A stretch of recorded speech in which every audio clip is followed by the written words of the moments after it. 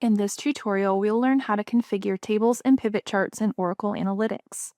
Business users can quickly format headings and tables and visualizations to enhance readability. Sometimes datasets have column names with technical terminology or abbreviations. In this example chart, I will customize table headings to better communicate the meaning of these columns for my analytics consumers. If I wanted to address this issue at the source, it's generally recommended to edit columns in the dataset editor. So when I create the visualizations, the column names are carried over to the table charts.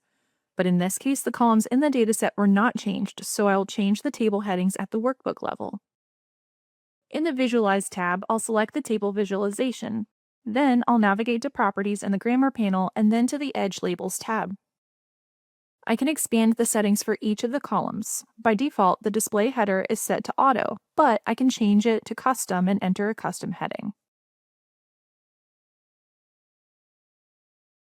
I'll then rename the rest of the columns to make them more business-friendly.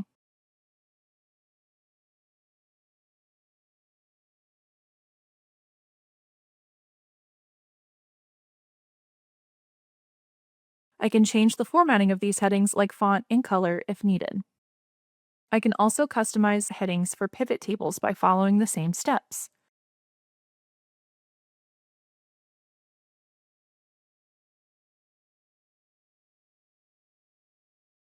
Now, the column names are easy to understand without using technical database jargon like underscores and abbreviations.